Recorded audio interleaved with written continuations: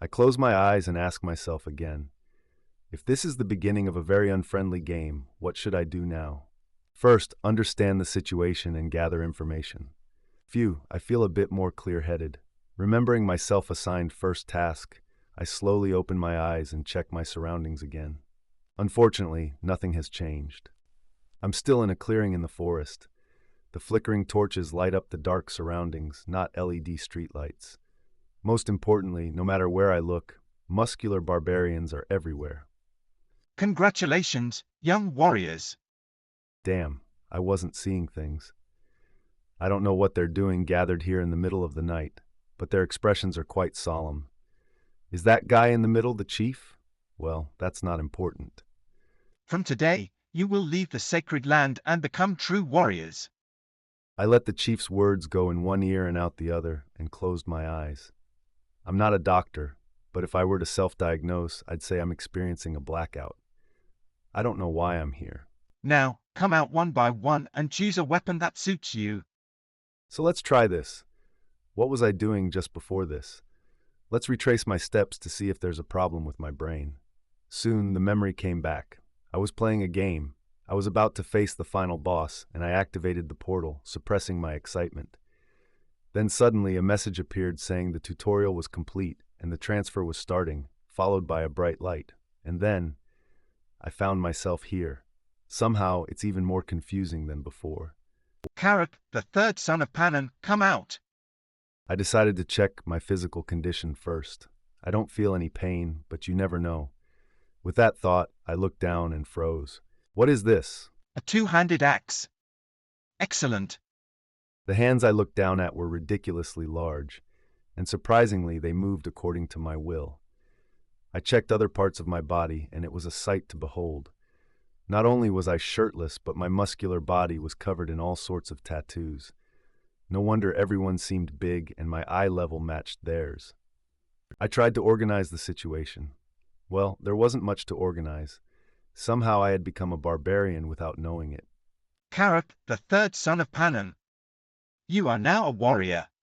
Kidnapping, hidden camera, psychological experiment, and so on. I immediately dismissed similar possibilities from my mind. The situation is bizarre, and trying to force a hopeful explanation would be foolish. It's more productive to accept what's happening. What's happening to me now is something that can't be explained by science or modern knowledge. Besides this big body, there are plenty of other clues. Next. First, the language these barbarians use is neither Korean, English, nor Spanish. It's a language I've never encountered in any media. The problem is that I can understand it as naturally as if it were my native language, as if the knowledge was engraved in my mind. Aina, the second daughter of Neline, come out. Second, this situation feels familiar. It might sound strange, but it really does. At first, everything was unfamiliar, but once I calmed down, I felt a strange sense of déjà vu. You chose a sword. A wise choice that suits you well. The young barbarians are choosing weapons one by one. The only commonality is that it reminds me of the beginning of Dungeon and Stone. Specifically, when you choose barbarian among various races, the game starts like this. But is this really a coincidence? The game I was playing when the mysterious light engulfed me was also Dungeon and Stone, and the main character I was playing was a barbarian. Aina, the second daughter of Neline. You are now a warrior. May the blessing of Rafdonia be with you. This is crazy. I decided to stop organizing the remaining clues. Rafdonia. Just the mention of this proper noun by the chief made everything meaningless. I now know where I am. The world inside the game I've been playing for nearly 10 years. Dungeon and Stone. Oh, what's this? Why is someone speaking for me? I glanced at the barbarian next to me and froze. At a glance, he was different from the other barbarians. What's this? Why am I here? His breath was rough, and his eyes were full of confusion. Knowing Dungeon and Stone is one thing. Could he be in the same situation as me? I felt the need to check, but unfortunately I couldn't even try. Who just spoke? The voice was so loud it made my eardrums ring, and my mind went blank for a moment. Of course, it didn't last long. I didn't know when he arrived, but seeing the chief looking down at me brought me back to my senses. Was it you? I shook my head immediately upon being questioned, and naturally I looked at the barbarian next to me. My actions were so swift that I was impressed with myself. The chief also shifted his gaze to the barbarian next to me instead of questioning me further. Sorry, but it was you who spoke. Was it you? Yes? I asked if you were the one who muttered just now. Now that I noticed, the chief's expression was unusual. It didn't seem like it was just because he spoke. Ah, are you talking about Dungeon and Stone? But why? He still didn't seem to notice the atmosphere. So it was you. The chief's eyes briefly showed a hint of regret as he gritted his teeth. Feeling an inexplicable sense of foreboding, I unconsciously took a step back. Is this some kind of event? Ah, did I notice too quickly? I couldn't even see what passed by. Something flashed, followed by a chilling sound. That was the entirety of the incident. As the fleeting moment passed, a head fell with a dull thud and rolled away. A brutally surreal scene. My eyes conveyed the information I had just seen to my brain. A person's head was cut off right in front of me. I could see the bones and the cross-section of the muscles. Something white splattered on my face along with blood and flesh. What is this? Fat? I don't know. It wasn't as shocking as I thought it would be. There was no nausea like in movies or comics, nor did I lose my mind thinking it was all a dream. Even as I watched the blood fountain from the person's neck, my mind was filled with one question. Why did the chief kill him? The spirit of Orm, the son of Kadua, was possessed by an evil spirit.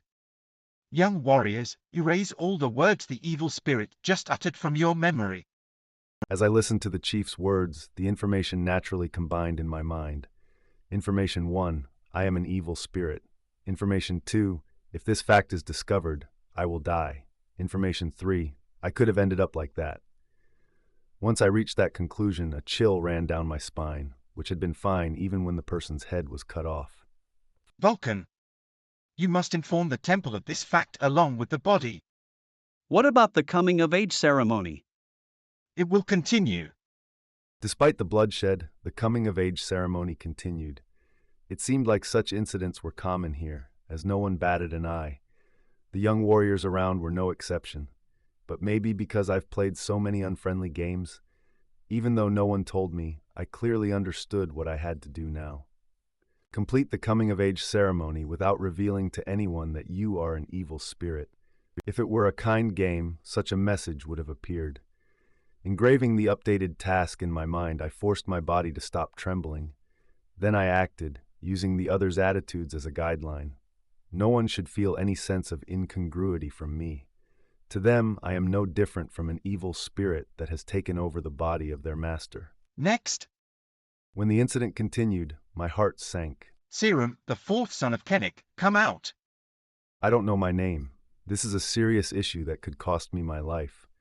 If my name is called and I remain still, it will surely look suspicious. Next, Of course, I could pretend I misheard. That possibility is much higher. But if you ask if I'm sure, it's a completely different story. What if I'm not? What if the chief questions me because I seem suspicious? I won't be able to answer anything. Did the anxious feeling stimulate my brain's hormones? Out of nowhere, positive thoughts began to emerge. If I'm called last, it doesn't matter if I don't know my name, right? Such a weak thought. I was pathetic. Relying on luck? I've never been lucky in my life. Just being dragged into a place like this while playing a game proves it. For someone like me to overcome this crisis, I need a plan with a much higher probability. For that reason, I continued to observe my surroundings. While keeping my chin facing forward, I watched the expressions, movements, and habits of others with my eyes. As I did so, one method came to mind. Of course, this method doesn't guarantee 100%, but the time given was short, and I ultimately decided, this is the path with the highest chance of survival. next, next, next.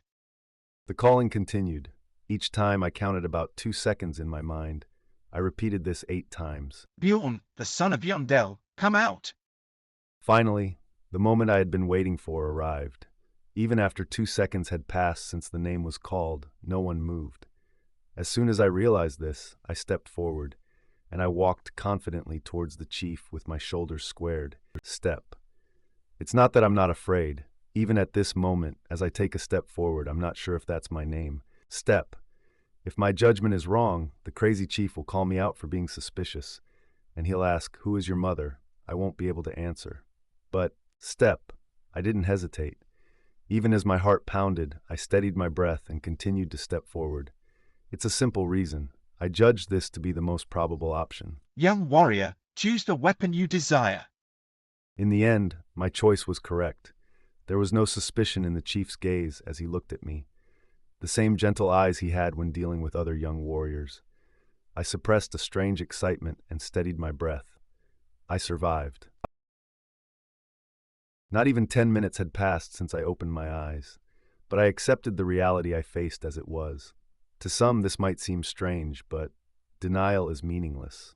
It's not like a dream. Bjorn Yandel. From now on, I have to live with this name. No, I have to become this barbarian completely, not just the name. I don't know how long it will be, whether it's possible to return home, and if it is, what I need to do.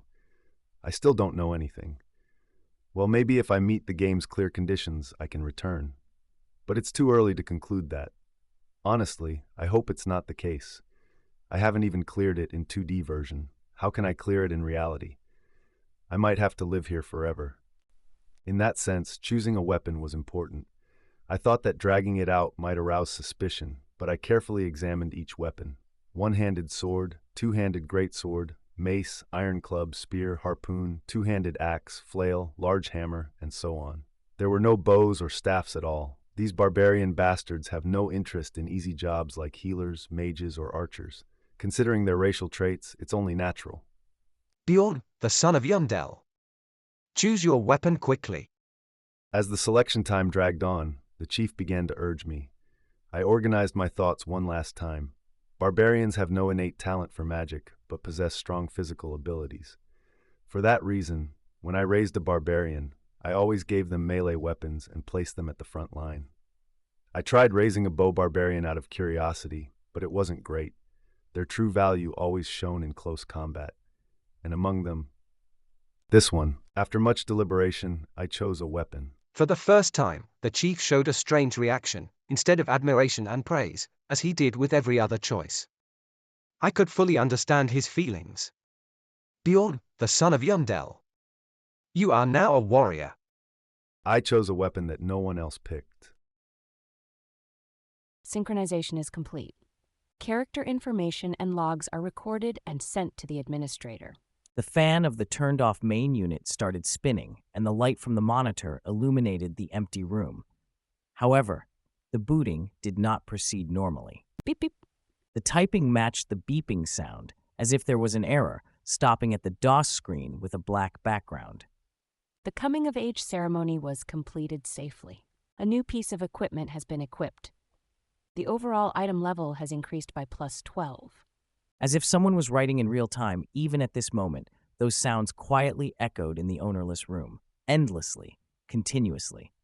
Bjorn Yandel, level 1 body, 25, 5 mind, 35, ability 1. Item level 24, new 24, overall combat index 67, new +6.